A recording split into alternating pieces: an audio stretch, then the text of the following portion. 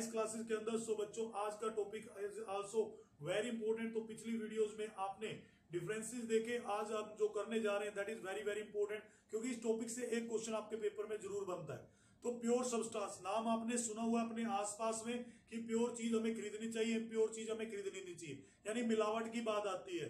तो मिलावट की चीजें हम नहीं खरीदते और जो मिलावट की चीजें नहीं है उनको हम परचेज करते हैं। दिवाली की बात करें, मिठाइयों में मिलावट होती है जी, दूध की बात करें उसमें मिलावट होती है जी। तो प्योर सब्सटेंस होता क्या है? वो होता है जो एक ही काइंड ऑफ एटम, मॉलिक्यूल या कंपाउंड से मिलकर बनता है, उसे हम क्या कहते हैं? Pure substance. Example oxygen, O2। हवा भी तो इम्प्योर हो गई क्योंकि इतना सारा प्रदूषण मिला दिया, तब इसको इम्प्योर बोला ना।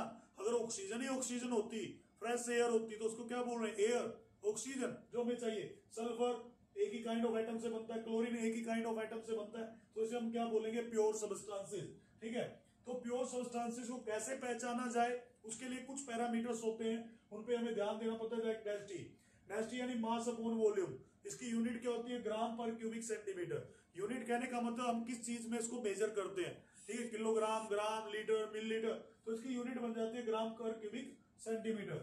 मेल्टिंग पॉइंट एक टेम्परेचर जिसके ऊपर एक सॉलिड लिक्विड में कन्वर्ट हो जाता है।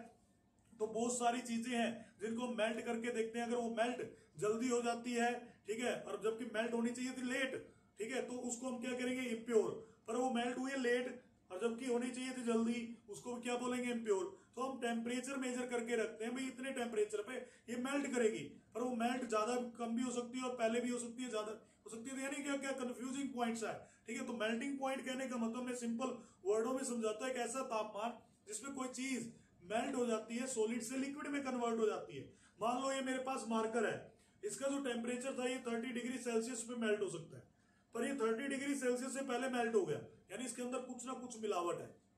या 30 डिग्री सेल्सियस को क्रॉस मार गया, बहुत ज्यादा टेम्परेचर चला गया 40, 50, 60, तो यानी इसके अंदर कुछ मिलावट है। पर अगर ये 30 या 32 के रेंज में मेल्ट हो जाता है तो हम इसे क्या कहेंगे? प्योर सब्सटेंस कहेंगे। बात समझ में आई? ऐसे बॉइलिंग पॉइंट है temperature at which liquid changes into vapour, जब एक लिक्विड वेपर में बदल जाता है। ठीक है, तो पानी के अंदर मिलावट हो सकती है, दूध के अंदर मिलावट हो सकती है। Refractive index, speed at which light travel the given sample of matter can be measured accurately in terms of angle eight which light enter and leave the matter. कहने का मतलब रिफ्रैक्टिव इंडेक्स के अंदर हम क्या देखते हैं? लाइट लगा के देखते हैं, उसके अंदर लाइट का एंगल को मेजर करते हैं और उससे हमें पता लग जाता है ये प्योर है या इम्प्योर है। ओके, लाइक बिल्कुल सही, लाइक टिंडल इफेक्ट जो आपने पीछे पढ़ा हुआ। ओके, नेक्स्ट है विस्कोसिटी। विस्कोसिटी यानी गाढ़ापन। अब दूध के अंदर आप फिंगर डाल के देखते हो, ठीक है, तो आपको वहां से पता लग जाता है मिलावट है या नहीं है, क्योंकि थिकनेस यानी उसकी विस्कोसिटी वो मेजर की जाती है। एब्जॉर्प्शन स्पेक्ट्रम, एब्जॉर्प्शन स्पेक्ट्रम कहने का मतलब क्या होता है? कुछ पार्टिकल ना लाइट रेडिएट करते हैं, अलग अलग विबग्योर, वोयलेट, इंडिगो, ब्लू, इस कलर में रेडिएट करते हैं, वो डिफरेंट वेवलेंथ पे डिपेंड करती है।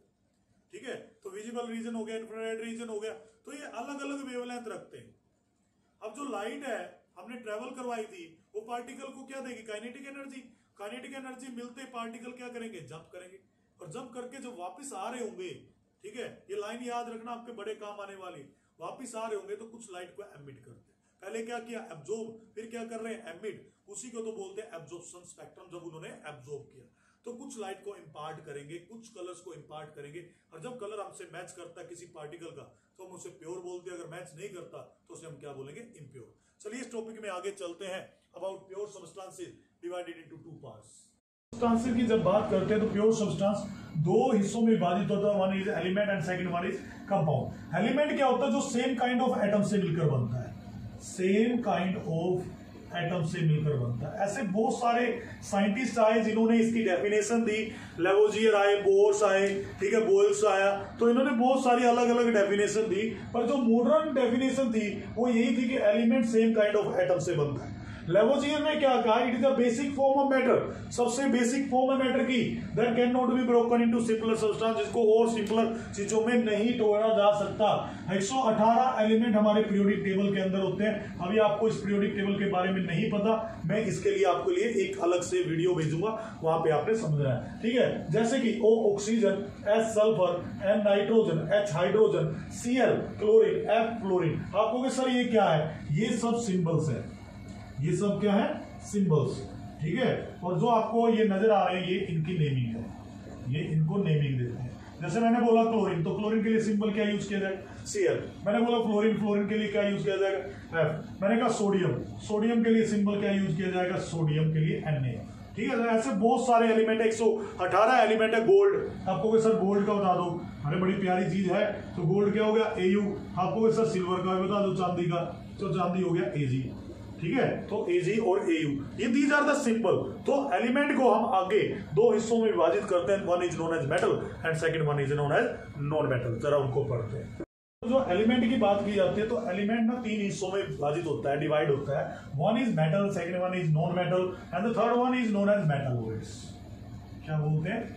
मेटलॉइड्स। अब इसके बारे में बात करेंगे, मेटलॉइड्स के बारे में। पहले मेटल और नॉन मेटल समझ लेते हैं। अगर मेटल नॉन मेटल की बात करते हैं ना, तो मेटल क्या होगी? धातु। नॉन मेटल क्या होगी? धातु। यानी धातु क्या है? मेटल्स क्या हमारे आसपास? लोहा है, चांदी है, गोल्ड है, मैग्नीशियम है, सोडियम है। ठीक है, these are metals. Okay.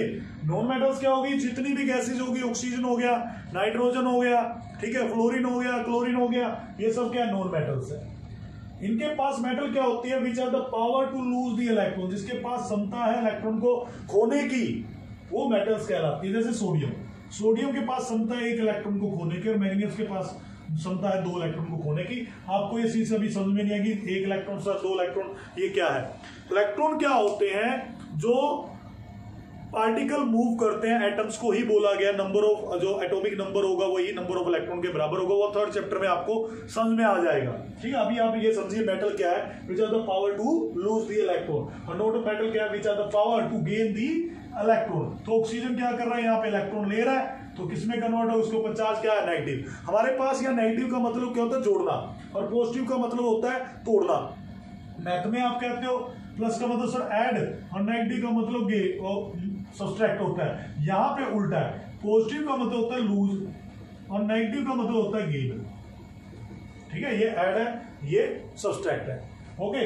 Metal जो होती है वो लस्टर प्रोड्यूस करती है, यानी चमक प्रोड्यूस करती है, चमक उनमें होती है, इनमें कोई चमक नहीं होती। ये आवाज पैदा करते हैं, यानी सोनस ये आवाज पैदा नहीं करते। ठीक है, they ductile, they are non ductile. Ductile कहने का मतलब क्या हो गया? ये वायर्स में कन्वर्ट हो सकते हैं, इनकी तारें बनाई जा सकती है। मेटल की तारें बनती है, आपने देखा हुआ, इनकी तारें नहीं बनती। मैलिएबल, और ये नॉन मैलिएबल। मैलिएबल कहने का मतलब इनकी सीट बनती है, चद्दर बनती है। चद्दर बेडशीट वाली चद्दर नहीं कह रहा, ठीक है, जो आपकी सीट होती है, जिसके लोहे की चीजें देखी होगी, ठीक है, आपके घर पे टीन के डब्बे पड़े होंगे, तो वो सारा कुछ किससे बनता है? ठीक है, मेटल से बनता है। Good conductor of heat and electricity होते, दी जाना था good conductor of heat and electricity.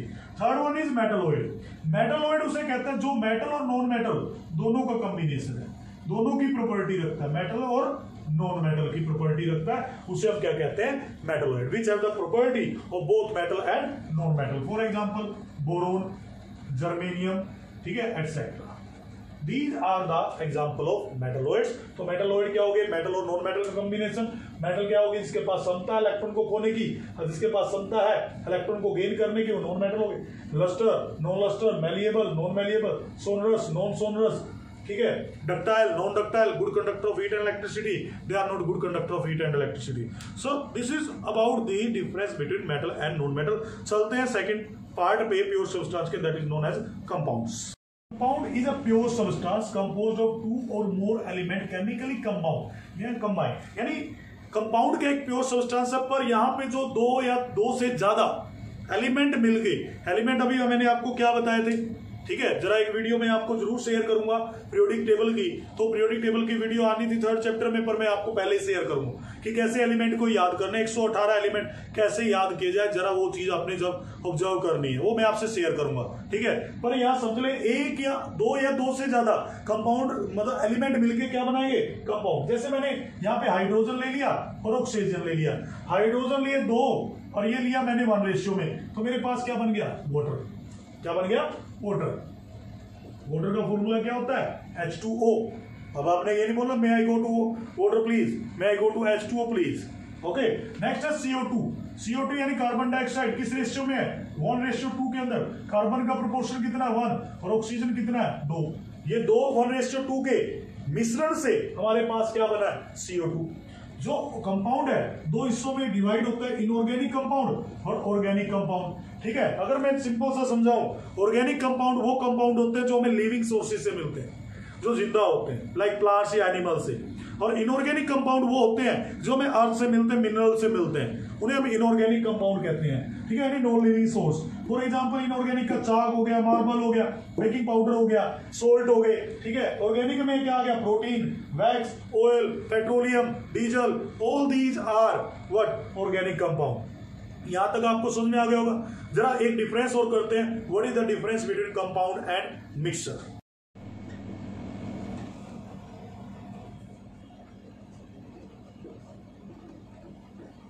Okay मेरे प्यारे बच्चों, the difference between compound and mixture is that compound, अभी हमने थोड़ी देर पहले पढ़ा कि formed as a result of chemical reaction, कि दो और दो से ज्यादा जब एलिमेंट कंबाइन करते हैं, ठीक है, फिक्स रेशियो के अंदर, तो वो क्या बनाते हैं? कंपाउंड बनाते हैं। और जो मिक्सर है वो मिक्सिंग से बनता है। मिक्सर आपने सब सुना होगा, मिक्सर, नमकीन सुनिए, नवरत्न मिक्स, ठीक है, तो आपने ये सुना हो, तो उसमें क्या है? बादाम भी है, काजू भी है, ठीक है, नमकीन भी है, तो सबके मिश्रण से बना हुआ है, तो वो क्या है? मिक्सर कंस्टिट्यूएंट क्या होगा? इसके इंग्रेडिएंट, ठीक है। इसमें कोई भी रेशियो हो सकते हैं भाई। आपने ये थोड़ी क्या मेरे को 100 ग्राम नमकीन दी, 100 ग्राम काजू भी डाल रखे? नहीं नहीं नहीं, 2-4 काजू पड़े होंगे, 100-150 ग्राम नमकीन होगी, 2-4 आपके बादाम पड़े होंगे, ठीक है, वो खा जाते हैं, उसके बाद नमकीन तो कोई खाता नहीं। Okay, always present in definite ratio. Carbon dioxide है, वाटर है, आप ये कहो सर हाइड्रोजन का अगर मैं प्रोपोर्शन चेंज कर दूं 1:2 की बजाय या 2:1 की बजाय, कार्बन डाइऑक्साइड में 1:2 है और वाटर के अंदर 2:1 है। अगर 2:1 की बजाय मैं 3:2 ले लूं तो वाटर नहीं बनेगा भाई, कार्बन डाइऑक्साइड नहीं बनेगी, ठीक है। तो इनमें क्या है? फिक्स्ड रेशियो होती है इनकी, ठीक है। ये होमोजीनियस इन नेचर है। होमोजीनियस कहने का मतलब मैं कहीं भी वाटर में चाहे बाल्टी ले लूं, वाटर चाहे मैं समुद्र उठा लूं, वाटर चाहे मैं एक ड्रॉप ले लूं, रहेगा H2O ही रहेगा। क्या? H2O। उसका डेफिनाइट प्रोपोर्शन है, चेंज नहीं होगा। यह क्या है? हेट्रोजीनियस इन नेचर है, यानी इसकी कंपोजिशन क्या होगी? अलग अलग। ये यहाँ पे कुछ हो रहा है, यहाँ पे कुछ हो रहा है, यहाँ पे कुछ हो रहा है, यानी नमकीन जो है कहीं बादाम मिलेंगे, कहीं बादाम नहीं मिलेंगे, हेट्रोजीनियस नेचर है। ओके, मेल्टिंग बॉइलिंग पॉइंट साफ और फिक्स है इनका, कि बिल्कुल फिक्स है कि इतने पे मेल्ट होंगे, इतने पे बॉयल होंगे। वो टेम्परेचर बिल्कुल नोटेड है, उससे कम या ज्यादा नहीं होगा। इनका कोई भी फिक्स और साफ मेल्टिंग पॉइंट और बॉइलिंग पॉइंट नहीं है। आई होप आपको ये चैप्टर अच्छे से समझ में आया होगा। प्लीज अच्छे से इन वीडियोस को वॉच करना।